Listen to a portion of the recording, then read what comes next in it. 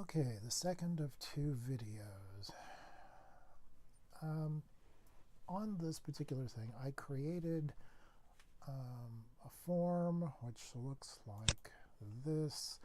I didn't actually use all of these. After carefully aligning all of these, quite honestly, it took me 2 hours or so to align all of these because of my tremors and the pain in my ankle. So ultimately speaking, by the time I got around to actually implementing code, I was not really in the mood to do all of them. I did everything up to social security number here and student ID down here.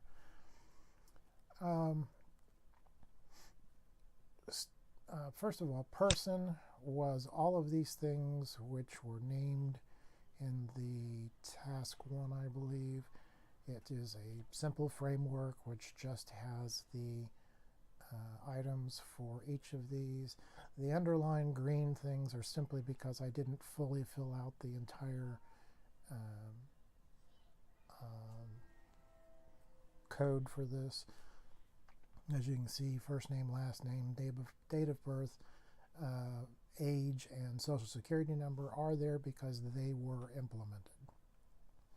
Student only has a private string student ID, and instead of just leaving it public, I wanted to show you that it is private.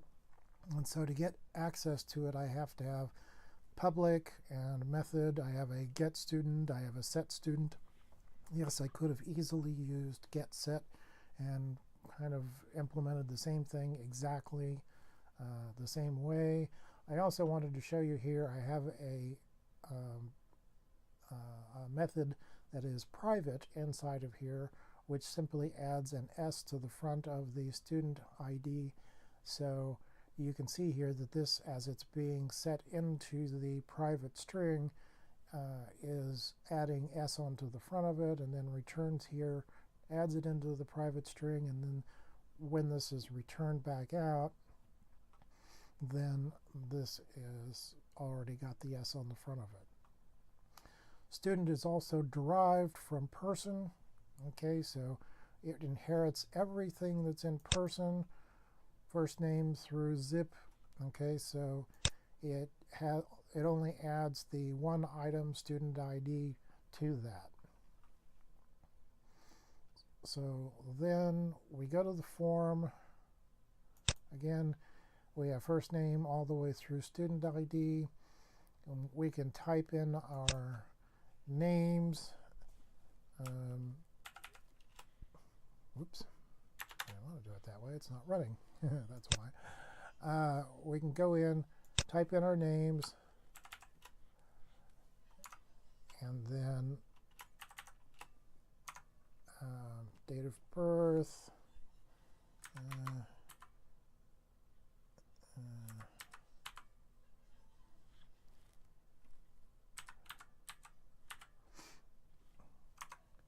age, social security number,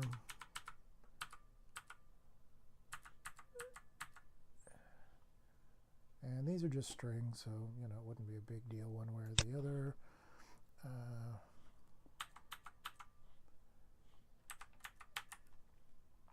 Okay, so again, I didn't implement all of these, but they could have easily been implemented. When I click go, then they go over here to prove that you have acquired them. It's just a matter of transfer from one to the other. Trying to line up all 26 of these labels and all of 13 of these text boxes was about to do me in. So and I get a bunch of warnings down here as a result of the things that I didn't implement. Okay, so when I close this out, let's take a look at the form code. Again, I did the first 5, and then I did the student here. The first 5 is not big surprise. Text into the allocated thing, student S equals new student, and again, student is derived from person, so it inherits everything that is public from person, which in this case is everything. And then student, of course, has some private things, so when I get down to student, I say set student, and in parentheses I pass in the value from the text box. And then these 5 things, again, not a big surprise, they are being passed the things from the person class. And again, student actually, which inherits from person. And then for the student ID, it calls getStudent, which acquires the student ID from the private variable, and it will have an S in front of it. If I show you here that when I stick a number in here and then I click go, you see the beginning of it actually starts with S. So it ran it through the private method, which was in student. Okay, so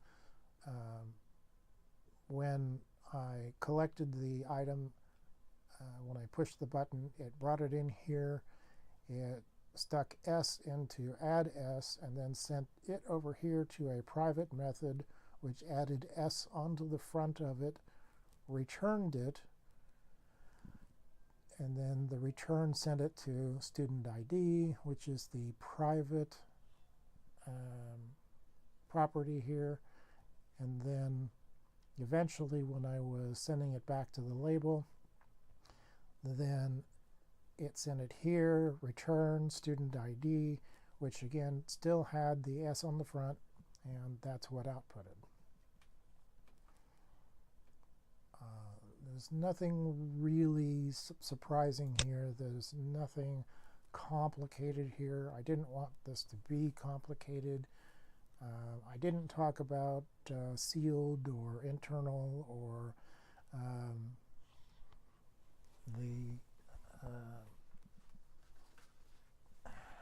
honestly, my brain is mush from taking ibuprofen. Let's see here. Internal, private, public, and of course protected internal. I don't use protected internal a whole lot, and I don't use internal a whole lot, but you should probably know what those are. I will say that the handout does describe what they do pretty well, and that's probably the only thing in the handout that I really like, but it does describe those pretty well. You can take this, make this whole thing, create this whole thing, and then turn it in as task 3, or you can do it in little pieces. I don't really care.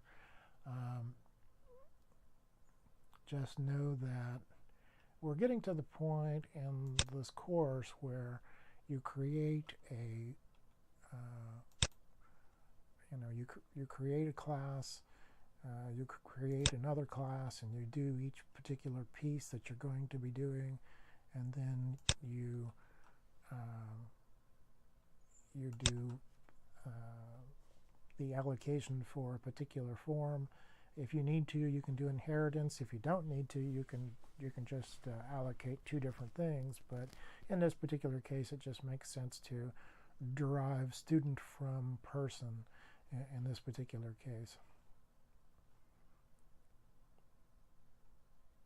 Okay, so hopefully that's fairly obvious. Again, here where I have code is simply, continue on with the additional things, whatever the next thing here is from social security number, PNUM, P2, address 1, address 2, all of those things here, and also here accordingly.